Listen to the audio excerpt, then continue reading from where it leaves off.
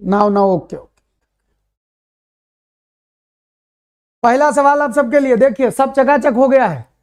If everything is चकाचक just say चकाचक, हाँ इफ एवरीथिंग इज चकाचक जस्ट से चकाचक, हाँ बस एक बार कमेंट कर दीजिए एवरीथिंग इज चकाचक। अब आ गई है, धन्यवाद। पहला सवाल आप सबके लिए, इनमें से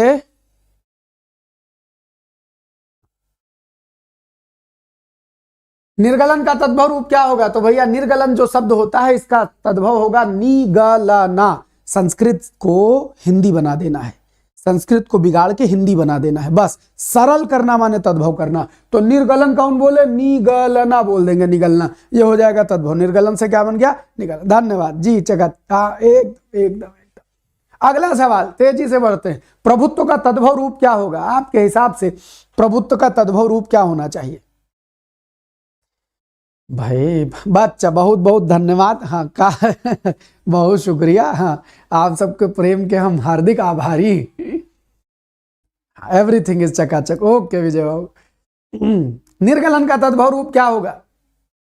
तो सॉरी प्रभुत्व, तो भैया जो प्रभुत्व लिखा है ना, यही प्रभुत्व शब्द क्या बन जाता है? बिगाड़ो तो, रुको रुको यार, प्रभुत्व क्या बन जाता है? प्रभुत्व बन जाता है पहुंच। प्रभुता पाई का ही मद नाही, ये चर्चा आती है कि प्रभुत्व पा करके, पहुंच पा करके, राज समाज पा करके, हाँ किसको मद नहीं हो जाता? तो भरत को मद नहीं हो जाता, ऐसा भगवान श्री राम कहते हैं। भैया राज दीक्षित, हाँ आपका प्रेम हम तक पहुंचा, धन्यवाद। प्रभुत्व का तद्भव रूप क्या होता है? पहुंच होता है। आइए आगे बढ़ते हैं। सवाल संख्या 3, बखान का तत्सम रूप क्या होगा? निहायत सरल होता है तत्सम तद्भव, बिल्कुल टेंशन लेने की जरूरत नहीं है। बखान बखान बखान, बखान का तत्सम तद्भव क्या होगा? वर्णन होगा कि उल्लेख होगा कि व्याख्यान होगा कि व्याख्याता? तत्सम और तद्भव पढ़ाते समय सिर्फ एक कंसेप्ट याद रखिएगा, शब्द को पकड़ते हैं ऐसे धीमे से बिगाड़ देते हैं, संस्कृत को धीमे से बिगाड़ देंगे, तद्भव बन जाएगा। वर्णन को बिगाड़ोगे तो वर्णन बनेगा, वर्णन, और बिगाड़ोगे किसको? व्याख्यान को, तो बनेगा बखान। व्याख्यान को बिगाड़ोगे तो क्या बनेगा? बखान, तो व्याख्यान शब्द ही बखान हो जाएगा। आइए अगले सवाल पर, सवाल संख्या 24, तन्मय का पर्यायवाची इनमें से क्या होगा? तन्मय का पर्यायवाची इनमें से क्या होगा? तन्मय, तो भैया तन्मय का पर्यायवाची है तनय, तन्वी, दत्तचित्त, सदृश। बहुत सुंदर सवाल। तत्सम तद्भव का सिंपल मतलब है बच्चा, बिगाड़ो, तत्सम संस्कृत को पकड़ो, बिगाड़ो, हो जाएगा। जो म्यूट हो जाते हैं वो फिर नॉर्मल हो जाते हैं, चिंता करने की जरूरत नहीं, ये इतना बड़ा दुख नहीं है कि टरेगा नहीं, टर जाएगा। तो बच्चा तन्मय का जो उचित उचित पर्यायवाची मिलेगा वो मिलेगा दत्तचित्त। ये तन्मय बना कैसे? विचारणीय सवाल है। लिखा है तत्, और इसमें जोड़ देते हैं, कसम से पूरा एकदम मन प्राण लगाए बैठा था जाड़े में, एक मच्छर हिलना ही नहीं चाह रहा है, बोर्ड खराब करवा दिया। तत् और मय, मय माने होता है किसी में समाया हुआ, किसी में डूबा हुआ। तत् माने उसमें, तो किसी का ख्याल आए उसमें तुम मय हो जाओ, उसमें डूब जाओ, तो शब्द क्या हो जाएगा? तन्मय। ये ता जो है वो मां में बदल जाता है। और तनय माने क्या होता है? पुत्र होता है। तन्वी किसको कहते हैं? दुबली पतली, किसी स्त्री को तन्वी बोल सकते हैं जी। आजकल की नायिकाएं, हाँ जो खाना वाना छोड़ के हड्डी हड्डी जिनकी दिखने लगती है, उसको वो बॉलीवुड नाम देता है जीरो फिगर, ऐसी नायिका को तन्वी कह सकते हैं हाँ जब हड्डियां दिखने, कंकाल दिखने लगता है तो। सदृश माने समान के जैसा। दत्त चित्त माने, दत्त माने दिया हुआ, चित्त माने मन। धन्यवाद भैया। दत्त माने दिया हुआ, चित्त माने मन। आपने अपना मन किसी को दे दिया तो उसको बोलेंगे दत्त चित्त। और तन्मय माने आपने आप किसी में मय हो गए, किसी में डूब गए तो हो जाएगा तन्मय। तो इसलिए यही समानार्थी बनेंगे, पर्यायवाची बनेंगे, और कोई नहीं बनेगा। अगला सवाल है, इनमें से सांप का पर्यायवाची क्या नहीं है? सांप का पर्यायवाची क्या नहीं? सांप सांप सांप, अहि, सारंग, वैनतेय, व्याल।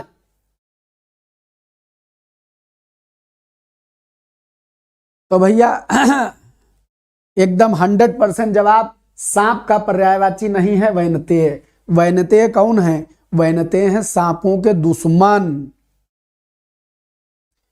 हम हिंदू हैं भैया, दोपहर 1 बजे रोज चल रही है। नहीं भैया, निष्पंद माने सन्नाटा होता है। सांप सर्प है, अहि सांप है। याद करिए सुंदरकांड के उसमें बताया था सुरसा नाम अहिन कौ माता। सुरसा जो है वो अहि यानी सर्पों की माता थी। सुंदरकांड में पढ़ाया था, अहि माने सांप। सुनो, सारंग अनेकार्थी शब्द होता है, बहुत सारे मतलब होते हैं, उसमें सांप को भी मान लो। अच्छा, व्याल क्या होता है? व्याल सांप होता है। बचा कौन? वैनतेय। वैनतेय होते हैं गरुड़। जी गरुड़। मैंने आपको ये सब कहानी सुनाई थी। क्या सुनाई थी भैया? अगर विनता के पुत्र हैं,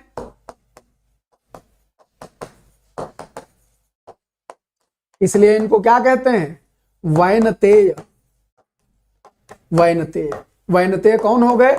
गरुड़ हो गए, याद रखिएगा। अच्छा, यहां एक बड़ा गजब कंसेप्ट भैया, बहुत धन्यवाद साथ के पहुंचाने के लिए, आप सब बधाई के पात्र हैं। एक बड़ा जबरदस्त कंसेप्ट सिखाते हैं बच्चा। देखो, एक प्रत्यय होता है, एक शब्द होता है, एक गणित होता है, एक जादू होता है। जैसे 2 में 3 जोड़ो तो 5 हो जाता है, ऐसे किसी भी हिंदी शब्द में जब ए जोड़ो तो ए पुत्र का भाव देता है। ए क्या है? पुत्रवाचक प्रत्यय है। अगर आपने विनता में ए लगाया तो शब्द क्या बन गया? वैनतेय, माने विनता के बेटे। और देखो, कुंती के बेटे कौन हैं? कुंती के जितने बेटे हैं सब कौनतेय हैं। देखो, ए लगने से, कुंती में ए लगने से क्या हो गया? कुंती के बेटे हो गए। और देखो, अगर गंगा में ए लगा दो तो क्या हो जाएगा? गांगेय।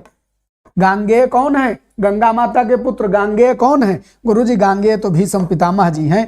और कौनतेय कौन है? 3 जने हैं। एक तो युधिष्ठिर हैं, और भीम हैं, और अर्जुन हैं, और बाकी नकुल सहदेव माद्री माता के पुत्र हैं। युधिष्ठिर रहेगा। लेकिन मुख्यतः कौनतेय किसको बोलते हैं? मुख्यतः कौनतेय मां सब अर्जुन को बोलते हैं। और देखिए, एक सवाल आया था, संभवतः यूपीपीएससी एई में आया था शायद, कौशेय पूछा गया था। कौशेय क्या होता है? तो समझिए, कौशेय शब्द किससे बना है? काशी से उत्पन्न। तो एक चीज जो हिंदुस्तान में सबसे महत्वपूर्ण काशी में मिलती है, और वो है रेशम। बनारसी साड़ी, बनारस का रेशम। तो कौशेय शब्द रेशम होता है, काशी में उत्पन्न, काशी में बनाया हुआ, काशी से संबंधित। तो क्या हो जाएगा? बहुत धन्यवाद बच्चा, आप सबका बहुत धन्यवाद। कौशेय रेशम हो जाएगा। और देखिए, अब अगर ए वाला कोई शब्द याद आवे, आपने कहा राधे, तो राधा माने पाला था किसको? कर्ण को। तो राधेय कहे जाते हैं कर्ण। तो अब अगर आपको ए लगा शब्द मिल जाए तो खट से समझ जाइएगा कि यह पुत्र का भाव बनाता है। विनता के पुत्र वैनतेय। देखो, एक हुई है अदिति माता। उन अदिति माता के जो बेटे होंगे वो क्या कहलाएंगे? आदितेय कहलाएंगे। अदिति माता के बेटे आदितेय अर्थात देवता। देवताओं की माता का नाम अदिति है, तो इनको कह दिया आदितेय। तो अब हाँ, अगर वाराणसी कह दे तो वाराणसी से पैदा हुआ, वाराणसी से संबंधित। तो बच्चा, हिंदी है गणित, कंसेप्ट होते हैं, ये रटने की चीज बिल्कुल नहीं होती है। आओ हमारे संग संग, ऐसे ही ढेर सारे कंसेप्ट सीखेंगे। परीक्षा ऐसे ही पास हो जाएगी, हिंदी सुधर जाएगी, हमारी भी तुम्हारी भी। ठीक है, चलिए। तो इतने सारे शब्द एक तो स्क्रीनशॉट दूर से लगा लो। Ashutosh Chaudhary, north India state बंद हो गया। नॉर्थ इंडिया स्टेट बंद हो गया, तुमको अभी खबर ही नहीं है, वहां कोई नहीं चलती होगी अब। तो ये स्क्रीनशॉट ले लीजिए, लौट के चले आते हैं कहां? यहां। तो सांप का पर्यायवाची पूछा गया, क्या नहीं है? तो मासा वैनतेय गरुण हो गए, बस यही नहीं है, और बाकी सब हैं। अहि सारंग व्याल हो जाएगा। ठीक है,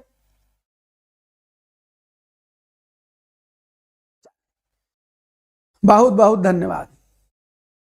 अगले अगले अगले सवाल पर बढ़ते हैं। व्योम का पर्यायवाची क्या नहीं है? क्या नहीं है व्योम का पर्यायवाची? अच्छा, अगर हम हाँ बाजार की तरह वो लिखें, क्या कहते हैं, थंबनेल, तो लिखें आओ कराते हैं गुरुजी हिंदी का पोस्टमार्टम। लिख दिया जाए, हाँ, हिंदी का पोस्टमार्टम। और ये खाली कहने को नहीं होगा, सच में होगा। चलिए, बहुत धन्यवाद आप सबका हिंदी आनंद से सीखने के लिए, हिंदी असल में सीखने के लिए आइए हमारे संग।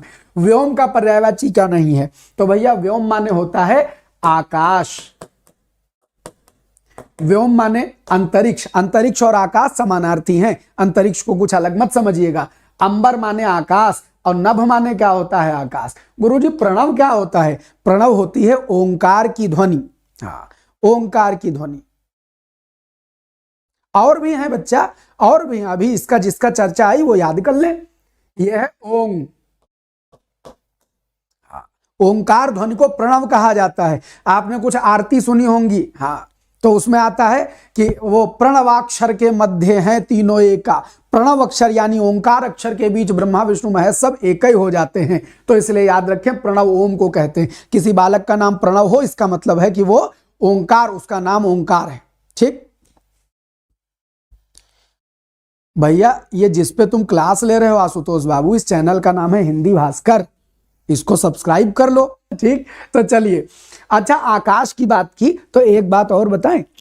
आकाश, आकाश को और क्या बोलते हैं? आकाश को शून्य बोलते हैं। और एक बड़ा गजब कंसेप्ट खोपड़ी में आ रहा है, मन कर रहा है तुमको बताएं। आकाश एक शब्द है खा। क्या है? खा। आप जानिए कि आकाश खा है, होता है आकाश होता है, याद रखें। अब देखें, ये हो गया। अब ये नहीं, ये लिखा रहने दें यहां, और हम आपको मन कर रहा है कि खा से कुछ कंसेप्ट बताएं। कंप्यूटर जी एक ठे पन्ना दो, ये रहा, देखो। अब जरा, हाँ, खा देखिए, खा। खा माने होता है आकाश। अकेले आपको को कहे एकाक्षरी शब्द बताओ, हाँ, एकाक्षरी शब्द बताओ। बच्चा शालिनी, वो नाम जोड़ दिया गया वस्तुतः, हाँ, वो ठीक है, मतलब वो भगवान विष्णु से संबंधित या लक्ष्मी जी से संबंधित, हाँ, ऐसा शब्द बना दिया गया। पर देखो, सब नाम का मतलब जरूरी नहीं है। हाँ, जो नाम कुछ पहले प्रचलित रख दिए गए, एक दूसरे से जुड़ते जुड़ाते नाम, जैसे किसी का नाम रमाकांत है तो किसी ने रमाकांति रख दिया, उस भाव से रमाकांत भगवान विष्णु होते हैं। अच्छा सुनो, खा माने आकाश। अब जरा एक आनंद देखिएगा, अगर खा में गोल लगा दो तो क्या बनता है? खगोल। खगोल माने आकाश का अध्ययन, और भूगोल माने धरती का अध्ययन। इसीलिए खगोल को आकाश से संबंधित माना जाता है, क्योंकि खा माने है आकाश। एक बात।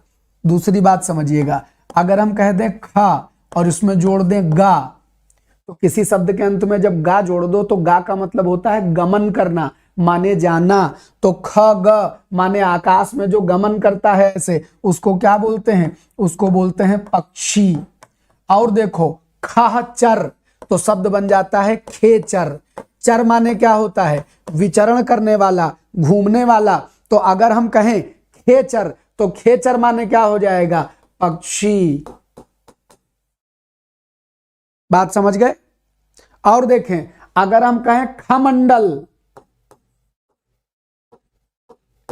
कभी आवे कि भूमंडल का, हाँ, कोई कभी आवे कि भूमंडल, भूमंडल का विलोम लिखिए, तो भूमंडल का विलोम खमंडल लिख दीजिएगा, क्योंकि खमंडल क्या है? खा माने आकाश, मंडल माने, हाँ, उसका पूरा क्षेत्र। तो खमंडल आकाश का क्षेत्र, अंतरिक्ष। तो खमंडल माने आकाश, खेचर माने पक्षी, खग माने पक्षी, खगोल माने पक्षी। ये सब खाली खा से बन गया। किससे बन गया? खा से। अब अगर, हाँ, खगेश वगेश और नए शब्द। बहुत धन्यवाद, बहुत धन्यवाद। तो लौट आते हैं, हम लोग ये सब जान गए। अच्छा, अभी जानने में कुछ रह गया है। तो हमको समझ में आया कि व्योम आकाश हो गया, हमको ये भी समझ में आया अंतरिक्ष आकाश है, अंबर आकाश है, नभ आकाश है, प्रणव क्या है? प्रणव उत्तर है, प्रणव है ओम। अब जरा समझिएगा, अंबर अनेकार्थी शब्द है। अंबर अनेकार्थी शब्द है। अंबर है आकाश, और अंबर क्या होता है? वस्त्र होता है, वस्त्र। एक बात कहने का मन है, हम ही कर रहे हैं शिवानी सिंह, कौन नहीं कर रहा है? अगर वो आधिकारिक अमाउंट आ रहा है तो सुनो, एक बात बहुत प्रेम से कहने का मन कर रहा है। सूरदास जी एक जगह लिखते हैं कि वो क्या, परम गंग को छाड़ी पियासो दुर्मति कूप खनावे। सामने गंगा बह रही हैं, आदमी कह रहा है नहीं हमको हमारा कुआं खोद दो। जो पढ़ा रहा हूं, अगर 1 घंटा, ये जितनी देर हमारे संग बैठे हो, ज्ञान से सुकून से पढ़ लोगे तो ये जो 12 घंटे की मैराथन के पीछे प्राण गंवाए हो, ये जो चैप्टर वाइज के लिए तुम कहते हो पढ़ाएंगे सब, इसकी जरूरत ना पड़ेगी। धैर्य से सुन लो। अलंकार 1 बजे चलता है और ये कॉपी पेस्ट सब जगह किया करो यार, हमारी क्लास में ना किया करो, मजा नहीं आता है। इस कक्षा में आओ तो हम गुरु जी की तरह पढ़ाते हैं, हम यूट्यूबर नहीं हैं। आप भी शिष्यता का परिचय दो, शिष्ट होकर के हम दोनों बतियाएं तो बड़ा आनंद आएगा। आपके कमेंट हम पढ़ेंगे, आप बस कॉपी पेस्ट मारोगे तो मजा नहीं आएगा। यहाँ 199 बैठे, 199 के आगे के लगवा दीजिएगा तो भी हम आपका कमेंट पढ़ेंगे। तो इसलिए कॉपी पेस्ट ना किया करो, बड़ा हल्का हल्का लगने लगता है। देखो, तो अंबर कपड़ा होता है, अंबर आकाश होता है। आओ आगे बढ़ते हैं। सवाल संख्या 7, बताओ वागीश्वरी का पर्यायवाची क्या है? नम्रता पांडे आरओ के लिए चला रहे हैं, और काहे के लिए चला रहे हैं? भैया जरूर आएंगे। खूब खुश रहें, मस्त रहें, बिंदास रहें।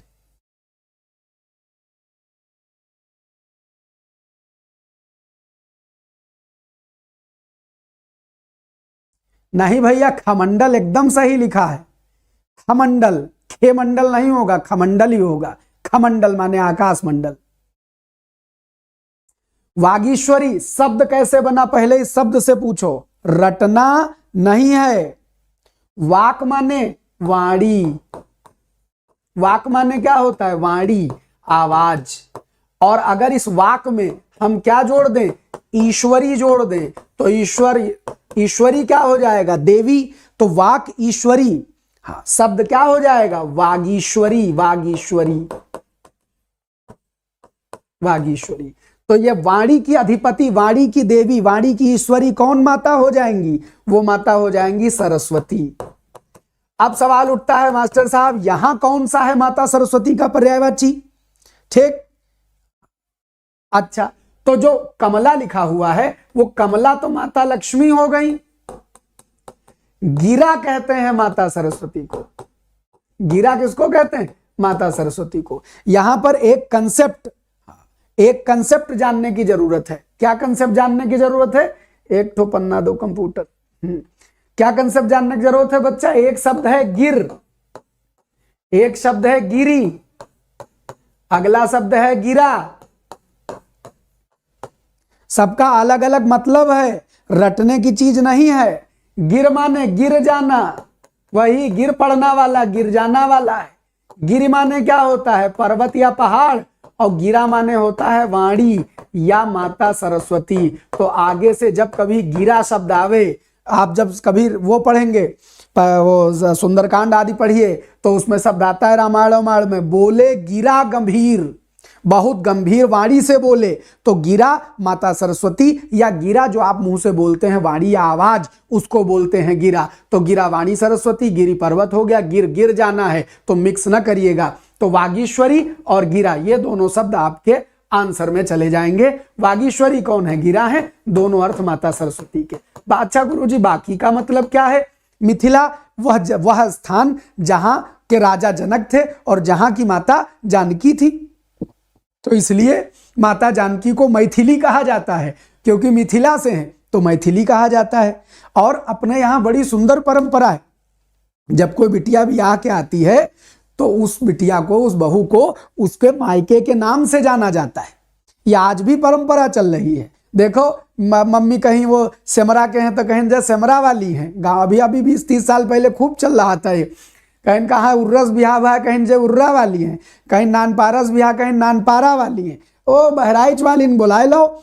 ये क्या है? ये वही परंपरा है पुरानी वाली। हाँ, क्या? जब कौशल की, जो कौशल देश की राजकुमारी वो कौशल्या हो गई, जो गांधार की राजकुमारी जो वो गांधारी हो गई, जो मिथिला की हैं सो मैथिली हो गई। कहा समझो हुई? तो याद रखिएगा, वागीश्वरी सरस्वती, गिरा सरस्वती और मिथिला से तमाम सारे शब्द मिथिलापति जनक जी हो जाएंगे, मैथिली माता हो जाएंगी जानकी। और ये जो सुखदा है यह भी कोई मतलब रखता है, ये वाक्यांश में आता है। सुखदा माने क्या होता है? सुख देने वाली। किसी शब्द में दा में बड़क मात्रा लगा दो, माने देने वाली। सुखदा सुख देने वाली, धनदा धन देने वाली, प्राणदा प्राण देने वाली। बात समझ में आई? आइए सवाल नहीं, कंसेप्ट सीखते हैं। परुष का विलोम दिए गए 4 ऑप्शन में क्या होगा?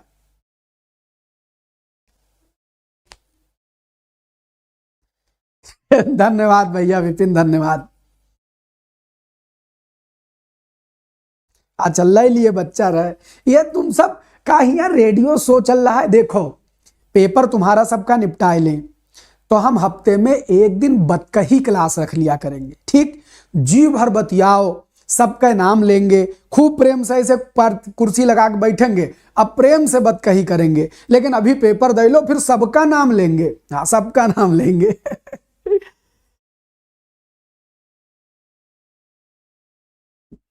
चलिए, पुरुष का विलोम क्या होगा? तो भैया याद रखना, पुरुष माने होता है आदमी, पुरुष माने होता है आदमी, और क्या कहते हैं, परुष माने होता है कठोर। ये समानभाषी भिन्नार्थक शब्द कहे जाते हैं। परुष माने होता है कठोर, तो परुष का विलोम क्या होगा? भाई परुष हो गया कठोर, तो विलोम क्या होगा? कोमल। कोमल, हाँ ठीक, कोमल। कठोर बेकार है, अपौरुष सरल का कोई यहां मतलब नहीं बनेगा, ठीक? तो चलिए परुष का विलोम हो जाएगा कोमल, याद रखें। अगले सवाल पर 9 नंबर, इनमें से कौन सा युग्म विलोम की दृष्टि से गलत है? विलोम की दृष्टि से गलत है, बताओ। प्रसारण संकुचन, ओजस्वी निस्तेज, अभिज्ञ सभिज्ञ, देहाती शहरी, कौन सा गलत है?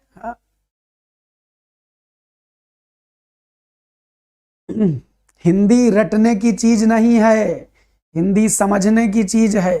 मन से समझ लीजिए एक बार, ये दिमाग की खोपड़िया खोल के अंदर हिंदी कंसेप्ट रख लीजिए, बस सुख है, सुख है, फिर रटना नहीं रहेगा।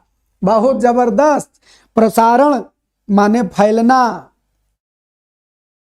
फैलना। संकुचन माने सिमटना। बोले तुमको बड़ा संकोच हो रहा है, सुने हो? हाँ, जब कहीं मेहमान के यहाँ गए, कहीं तुम बहुत सकुचा रहे हो। सकुचाना इसी संकुचन का सिमटना है। बहुत संकोच हो रहा है तुमको, माने तुम अपने में सिमटे जा रहे हो। तो संकोच या संकुचन, सिमटना। प्रसारण माने फैलना, और ओजस्वी माने ओजवान, जिसके भीतर बहुत तेज हो, ओजवान। और निस्तेज माने बिना तेज का। ये दोनों कहाँ जाते हैं? रुको, देखो ये तो हो गया, देहाती का शहरी हो जाएगा। गुरुजी इनमें गलत का है? इसमें गलत यह है कि अभिज्ञ का विलोम सभिज्ञ नहीं होगा, अभिज्ञ का विलोम होता है अनभिज्ञ। क्या होता है? अनभिज्ञ। अनभिज्ञ, अभिज्ञ माने जानने वाला, अनभिज्ञ माने ना जानने वाला। अच्छा, जब हम अभिज्ञ लिखते हैं तो हमारा मन करता है कि राम जाने कितने लोग होंगे जिनको दुविधा होगी, नहीं जानते हैं। तो सुनो, एक शब्द होता है भिज्ञ, इसका कोई मतलब है? भिज्ञ। तो सुनो, भिज्ञ नाम की कोई चीज एग्जिस्ट नहीं करती है। दुनिया भिज्ञ के पीछे राम जाने का है पड़ी है। अब सुनना, ज्ञा माने होता है जानना। जब इसके आगे अभि लगाते हैं, किसी भी शब्द में अभि लगाओ तो अभि क्या बनाता है?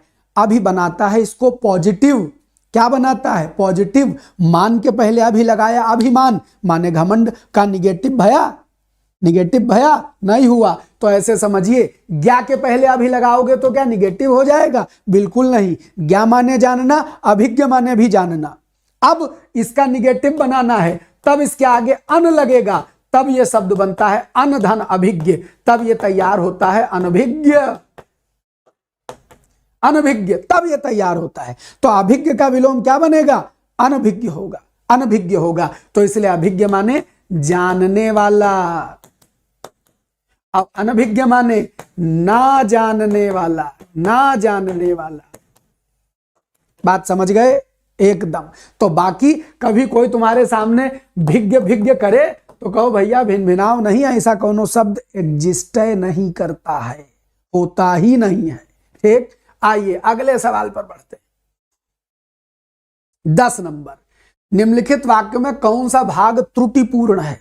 हाँ, त्रुटिपूर्ण है, बताइए कौन सा त्रुटिपूर्ण है?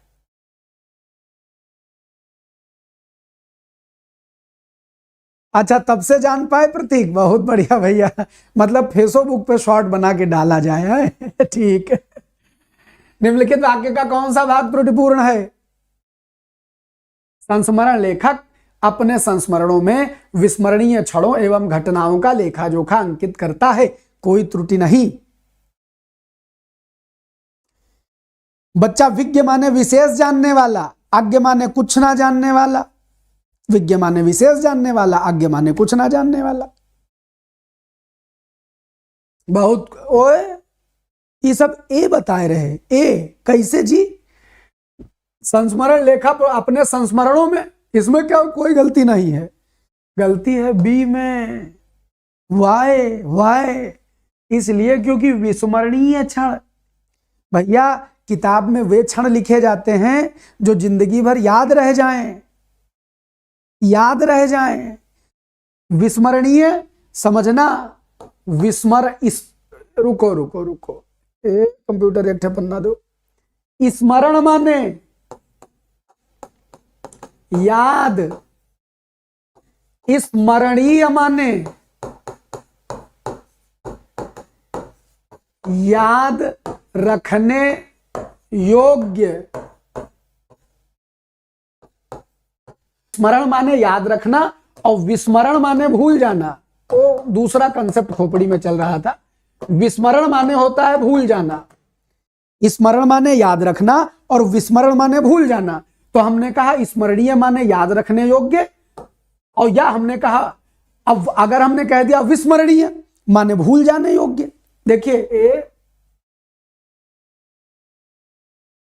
विस्मरणीय माने भूल जाने योग्य, भूल जाने योग्य।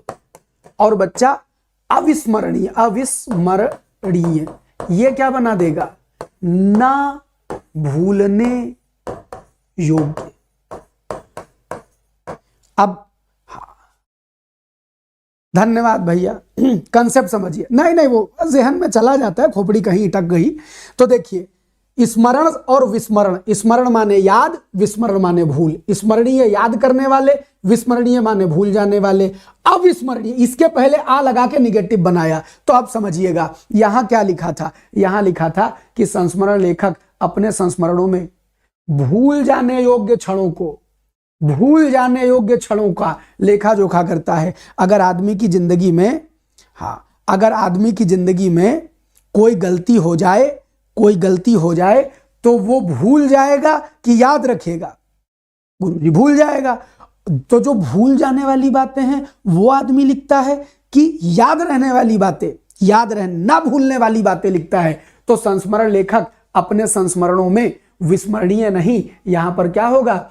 अविस्मरणीय, अविस्मरणीय ये होना चाहिए। अविस्मरणीय क्षणों एवं घटनाओं का लेखा जोखा अंकित करता है। अब समझ गए? हाँ हाँ, मैं वो सुधार दे रहा हूं। ये यहां ये होना चाहिए पूरा, वो नजर में था, उन्होंने कहा लौट के आएंगे तब कर लेंगे। तो इसलिए गलती कहां है? बी में है। गलती कहां है? बी में है। देखिएगा, अंडरस्टूड? क्लियर है? चलिए अगले सवाल पर। तो विस्मरणीय को अविस्मरणीय बना दीजिए, बाकी सब सही हो जाएगा। जो चैनल पर सब्सक्राइब कर लीजिए, मैसेज पहुंचता चला जाएगा। इनमें से किस हिस्से में त्रुटि है? गलती कहां है?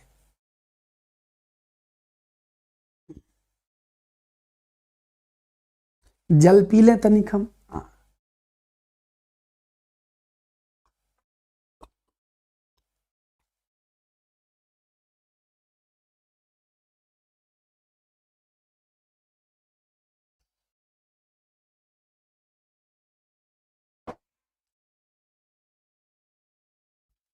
अभी सुस्मिता लास्ट में पूछना, इनमें से वाक्य का कौन सा भाग त्रुटिपूर्ण है? रमेश के धनुष भंग करते, सॉरी, राम के धनुष भंग करते ही दूसरे राजाओं के वक्ष पर सांप लौटने लगा। गलती कहां है? वक्ष पर सांप लौटने लगा। वाक्य शुद्धि में एक रूल, एक नियम जानो। नियम यह है कि जिस मुहावरे का प्रयोग जहां होता है, जिस मुहावरे का प्रयोग जहां पर होता है, जिस शब्द का प्रयोग मुहावरे में जहां पर होता है, एज इट इज उसी शब्द का प्रयोग करना है। मुहावरा है छाती पर सांप लौटना, मुहावरा वक्ष पर सांप लौटना नहीं होता। छाती पर सांप लौटना, तो इसलिए वक्ष पर सांप नहीं, छाती पर सांप लौटेगा। अगर अकेला चना भाड़ नहीं फोड़ सकता मुहावरा है, तो आप अकेली मटर भाड़ नहीं फोड़ सकती, नहीं बदल सकते। अगर अंधे के हाथ बटेर लगती है, तो आप अंधे के हाथ तीतर नहीं लगा सकते। अगर कंगाली में आटा गीला होता है, तो आप कंगाली में बेसन गीला नहीं कर सकते। दिस इज रूल कि मुहावरे एवं लोकोक्ति में जिन शब्दों का प्रयोग किया गया है उसी का प्रयोग करेंगे। इफ यू हैव चेंज्ड, वाक्य शुद्धि में वो वाक्य गलत मान लिया जाएगा। बात समझ गए? बस वही गलती है, यानी कि सी में छाती पर सांप लौटना मुहावरा यही होता है। अगला सवाल देखें, 12 नंबर सवाल। निम्नलिखित वाक्य का कौन सा भाग त्रुटिपूर्ण है? वाक्य शुद्धि को जब तक पैटर्न नहीं पकड़ोगे, वाक्य शुद्धि समझ में ना आएगी। और ये वाक्य शुद्धि रट नहीं सकते, बाकी तो रट्टा मार लोगे। अरे चिड़ैया होती है बटेर। हाँ, धनुष भंग करते ही माने धनुष तोड़ते ही।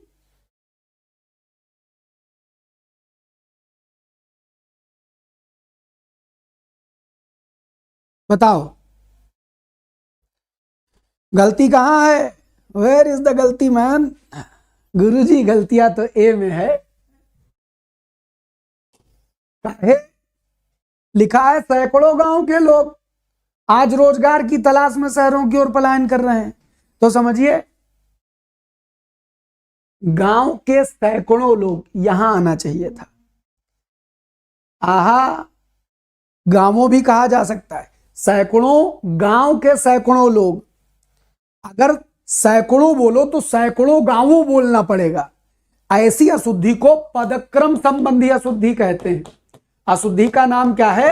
पदक्रम अशुद्धि। अगर वाक्य में पद का क्रम बिगाड़ दिया जाए तो उसको पदक्रम संबंधी अशुद्धि कहते हैं। गांव के सैकड़ों लोग आज रोजगार की तलाश में शहरों की ओर पलायन कर रहे हैं। शहर नहीं, शहरों, कोई दिक्कत नहीं। गांव के सैकड़ों, ये वाली शुद्धि बड़ी मजेदार होती है। जानते हो कैसे? सवाल बनेगा कि विवेक को गर्म करके चाय पिलाओ।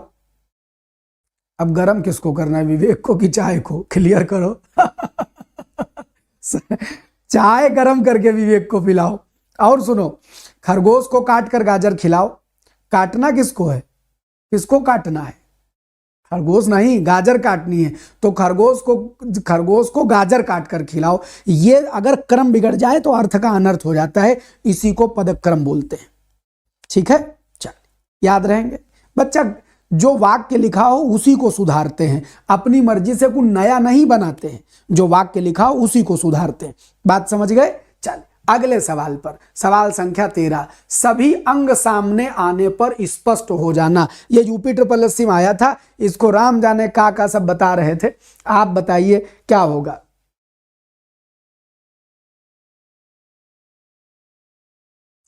सभी अंग सामने आने पर स्पष्ट हो जाना।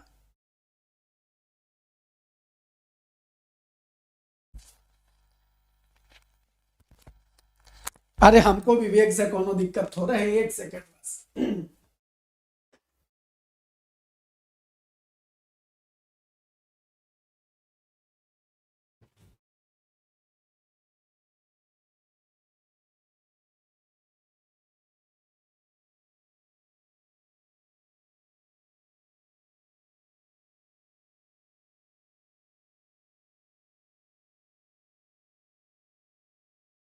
आज इस सवाल का एकदम प्रैक्टिकल आंसर दे देते हैं, बिल्कुल दुविधा रखनी ही नहीं है। सुनो, समझिए, इसका उत्तर होगा हस्तामलक।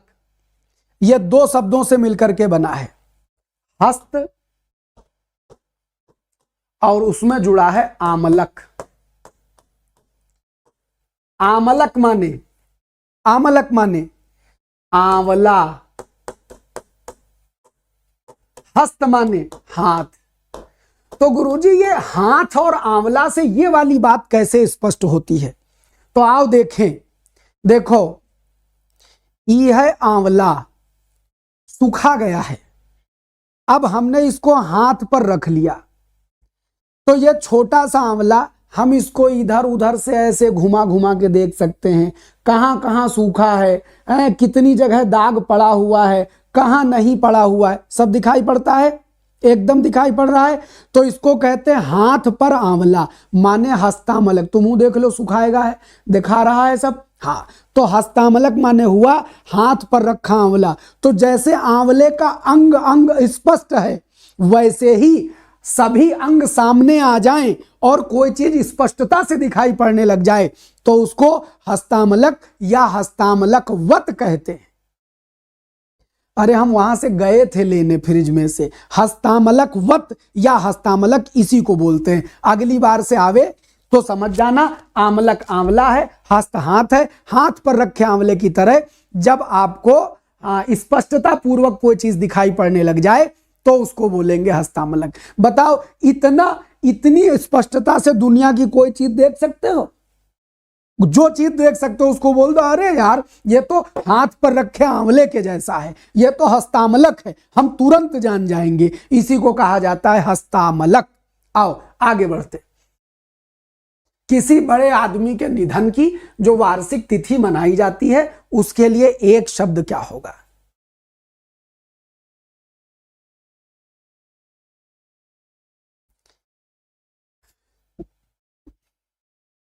धन्यवाद बच्चा, धन्यवाद। महान वहान टाइप का बात नहीं है, हाँ ये कहने की जरूरत नहीं, ये तनिक हमको अंदर बस ये कह लो कि हिंदी आती है, आप सबको आ जाएगी। चलिए, किसी बड़े आदमी का निधन हो जाए,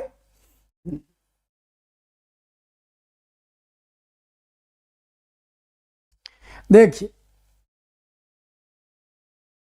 हाँ इस क्लास का नाम आप हिंदी का प्रैक्टिकल रख दो, हिंदी का पोस्टमार्टम रख दो, तुमको जो मर्जी आए रख दो, वही है।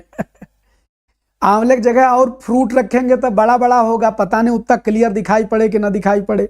सुनो बच्चा, इसको पुण्यतिथि बोलते हैं। कोई आदमी निपट गया हो, बड़ा आदमी है, उसका नाम लेना है, उसको उसके वो मरने वाली तिथि पर याद करना है, तो उसको कहते हैं आज फलाने की पुण्यतिथि है। पुण्यतिथि, तिथि के आगे पुण्य लगा दो तो फिर इसका मतलब कि वो बात अब इस दुनिया में नहीं है, तभी वो तिथि बनाई जा रही, पुण्यतिथि। जिंदे में कोई पुण्यतिथि न मनवा देना कभी। अगला, जिंदे में जन्म तिथि होती है, मरने के बाद वही जन्म तिथि पुण्यतिथि में बदल जाती है। हाँ, जितने पुण्य आपने जीवन में किए होते हैं वो सब दिखाई पड़ते हैं उस तिथि को। ये थोड़ा धीमे हो, सम से या तो बढ़ेगा, एकदम में बढ़ जाएगा, या गायब हो जाएगा। चलो बताओ, भावुक हृदय में सुख दुख की सहज कोमल अनुभूति को क्या कहते हैं?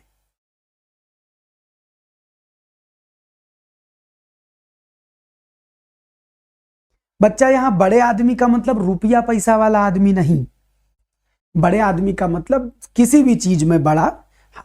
अब जैसा सवाल परीक्षा पूछेगी वैसे तो हम पूछेंगे। चलिए, भावुक सबकी, हाँ सबकी को पुण्यतिथि बोलेंगे, हाँ छोटे आदमी वाले पुण्यतिथि बोलेंगे। वर्षगांठ ब्याह में मनाई जाती है, हाँ वर्षगांठ मनवाओ। भावुक हृदय में जो सुख और दुख की सहज कोमल अनुभूति पाई जाती है उसको कहते हैं संवेदना। कितना सुंदर है संवेदना। देखो, सम माने साथ साथ, वेदना माने दर्द। अगर आपके कोई दर्द है और वो हमारा भी दर्द हो जाए तो हमारे भीतर वो संवेदना कही जाएगी। और समझिए, अगर ऐसी कोई वेदना, ऐसी कोई अनुभूति हमारे भीतर है तो हमको संवेदनशील आदमी कहा जाएगा। जिस आदमी के भीतर संवेदना हो ऐसे ही आदमी को संवेदनशील कहते हैं। आपके दुख में वो दुखी हो सकता है, आपकी तकलीफ में वो तकलीफ का अनुभव करे तो उसको क्या बोलेंगे? संवेदना बोलेंगे, संवेदनशील बोलेंगे। बाकी सहानुभूति क्या होती है? आपको कोई दर्द या खुशी हो, सामने वाला भी कहे जी हम महसूस कर रहे हैं, तो वो आपके साथ सहानुभूति प्रदर्शित करता है। लेकिन संवेदना आपको वहां तक लेकर के आएगी। तो संवेदना माने जो अनुभूति आपके भीतर है उसको बोलते हैं संवेदना। बात समझ गए? जो सुख दुख को सहजता से अनुभव करने की चीज है संवेदना। कोई कुत्ता चोट खा जाए, उसकी टांग टूटी हो, उसको देखो तुमको दर्द हो जाए तो कहोगे यार ये हाँ संवेदना है। बात समझ गए? आइए आगे बढ़ते हैं। सवाल संख्या 16, बांस के छिलके से बना हुआ पंखा के लिए एक शब्द बताइए। त्रिवेदी चैनल पॉइंट कौन बैच खरीदवाए रहे हो भैया?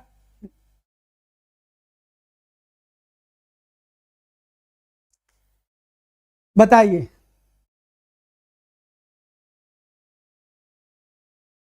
हाँ बच्चा, कह सकते हैं इम्पैथी सिंपैथी, अब अंग्रेजी उसको क्या कहे, भाव यही होता है, भाव यही होता है। इम्पैथी आपके भीतर संभवता है, सिंपैथी हाँ हाँ सिंपैथी बाहर से है। बहुत सुंदर। ओए सोलक भी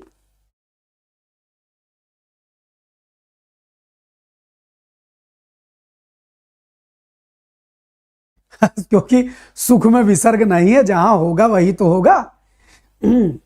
बांस के छिलके से बना हुआ पंखा, गांव में बोलते बेना, बेना बोलते उसको, बीजना नहीं बोलते, बीजना बीज लगाना, बेना बोला जाता है। स्किप करने का जरूरत है, खूब गांव में बेना हिलाए हो, बेना।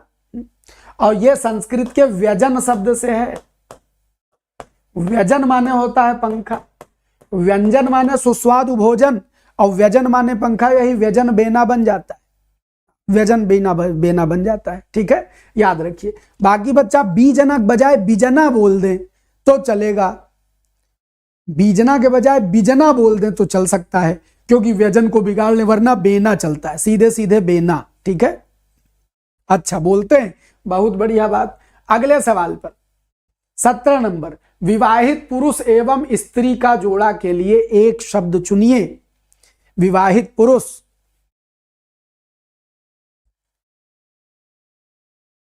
अरे बच्चा काहोस बन जाए, काहे से भी बन जाए। अच्छा, पश्चिम में बिजना बोलते हैं, तो बच्चा वो देखो जो देशज शब्द होते हैं उनके लिए वाक्यांश का, जैसे जिस व्यक्ति ने सवाल बनाया वो बेनक हिसाब से बना दिया, हो गया। किताब के आधार पर वो सवाल नहीं है, मूल संस्कृत शब्द व्यजन मानिएगा, व्यजन मानिएगा।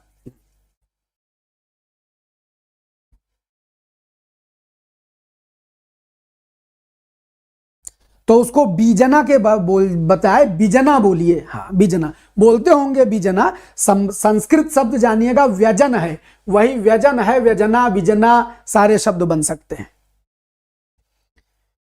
विवाहित स्त्री पुरुष के जोड़े के लिए एक शब्द बताइए। तो भैया विवाहित स्त्री पुरुष के जोड़े के लिए एक शब्द होता है दंपति, दंपति। अच्छा, एक शब्द पूछने का मन हो रहा है, ये बताओ सही शब्द कौन सा है?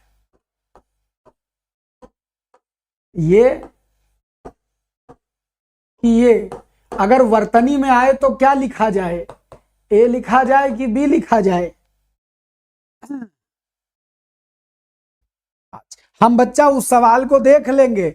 अगर वो दो अलग क्षेत्रीय भाषा, वो क्षेत्रीय भाषा का सवाल था, अगर दो अलग सवालों में, अगर दो अलग क्षेत्रीय भाषाओं में वो कहा जाता है तो उसको हम ठीक कर देंगे, उसको आप सवाल हटा लीजिए।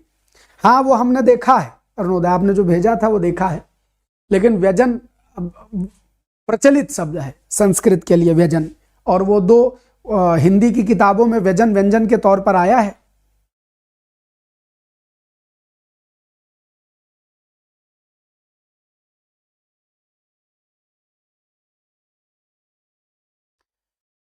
बताएं, विवाहित पुरुष एवं स्त्री का जोड़ा के लिए एक शब्द। तो सुनो, ये वाला जो है ये गलत है, यही वर्तनी शुद्धि है। कभी भी दंपति नहीं लिखेंगे, दंपति लिखेंगे, दंपति लिखेंगे। या आपकी मर्जी आए, मजे की बात आपको बताऊं, दंपति भी हो सकता है, दोनों गलत नहीं है। दंपति और दंपति दोनों हो सकता है, लेकिन दंपति नहीं हो सकता, ये याद कर लो। ठीक, दंपति नहीं हो सकता है, इधर राइट दंपति, हाँ, या राइट, या लिखिए दंपति, दंपति। अब आपकी मर्जी आए तो आप इसको दंपति लिख लीजिए, और या इसको दंपति लिख लीजिए, यही और ये एक समान, ये और ये एक समान, ये चार के चारों सही हैं, समझिएगा। ये जो चार लिखे हैं अलग कलर से बनाते हैं, देखो ये भी सही है और वही चीज ये लिखी हुई है, तो ये भी सही हो गया, ये भी सही है और वही चीज ये सही। अच्छा, अब आप कहेंगे गुरुजी छोटी बड़ी दोनों कैसे एक्सेप्टेड है? तो आप जानते हैं संस्कृत में किसी शब्द में रूप चलते हैं, रामा रामो रामा, रामम रामो रामान, तो वैसे ही दंपति दंपति दोनों एक रूप हैं और दोनों क्या हैं? जोड़ा है, तो इसलिए इसका जो द्विवचन शब्द है वह भी शुद्ध माना जाता है और जो एक वचन में प्रचलित है वह भी शुद्ध माना जाता है। ये लिखा हो सही मानना, ये लिखा हो सही मानना, या आधे माँ की अंक की बिंदी बना दी जाए तो ये दोनों भी सही मानना, लेकिन अगर पत्ती लिखा है तो गलत है। अब डाउट खत्म, एकदम डाउट बराबर बराबर। चल बहुत बढ़िया, अगले सवाल पर बढ़ते हैं। सवाल संख्या 18, रसास्वादन का क्या अर्थ है? रसास्वादन, एक निवेदन, आप खाली चाहिए 45-50 मिनट 1 घंटा जो हम आपको पढ़ा देते हैं, अगर आप इतना ही समय हमारे साथ खर्च कर लें तो आपकी हिंदी पर्याप्त है, जरूरी नहीं ज्यादा ज्यादा। धन्यवाद अनुज। और कहीं पढ़ने की जरूरत नहीं, इतना अगर भरोसा कर लिया, अच्छा लग गया तो भरोसा रखिए। सिंगुलर प्लूरल नहीं, संस्कृत में दंपति हमेशा जोड़े है, दंपति हमेशा जोड़ा ही है, तो इसलिए उसको सिंगुलर नहीं रखेंगे, लेकिन एक वचन और द्विवचन और बहुवचन रूप 7 कारकों के अंतर्गत बनाए जा सकते हैं संस्कृत में। तो वो संस्कृत की चर्चा है, लेकिन वहां दोनों सही है, इसलिए यहां दोनों सही है, ये मतलब है। रसास्वादन का क्या अर्थ है? तो भैया रसास्वादन का अर्थ है, पहले बताओ रसास्वादन में संधि कौन सी है? ये सी और डी, गजब गजब गजब। सी और डी दोनों, एक बार सी आ रहा है एक बार डी आ रहा है, गजब। अब सुनो, रस संधि है दीर्घ, रस और उसमें जुड़ा है आस्वादन। स्वाद माने स्वाद, स्वादन माने स्वाद लेना, आस्वादन माने खूब अच्छे से स्वाद लेना। काहे का? रस का। रस माने क्या होता है? अलग अलग प्रकार के जो रस हैं उसी को रसास्वादन बोलेंगे। तो अब बताओ, रस का स्वाद लेना, यही तो अर्थ हुआ। तो रस से भरा हुआ, अगर रसमय होता तो मान लेते, या रस सिक्त होता तो मान लेते। सिक्त माने भीगा हुआ। किसी विषय में मस्त रहना, तन्मय बोल दो। बात में रुचि लेना रसास्वादन नहीं है। किसी भी रस का, कोई बतिया रहा है, उसके बतरस का मजा ले रहे हो। वो कोई बोले तो फूल झरते हैं, तो किसी की बातों से अगर फूल झरते हैं तो उसकी बातें सुनने में रस आएगा। आप उस बतरस का आस्वादन कर रहे हैं। आपने बढ़िया रसगुल्ला देखा, आप रसगुल्ले का रसास्वादन कर सकते हैं। आपने बहुत बढ़िया सिवई बनी देखी, आप सिवई का रसास्वादन कर सकते हैं। तो रसास्वादन माने स्वाद लेना। तो रसास्वादन ये नहीं होगा बातों, बात का रस अलग रस है, तो इसलिए किसी रस का उपभोग करना ही रसास्वादन के लिए सबसे बेस्ट हो जाएगा। कोई डाउट रंच मात्र भी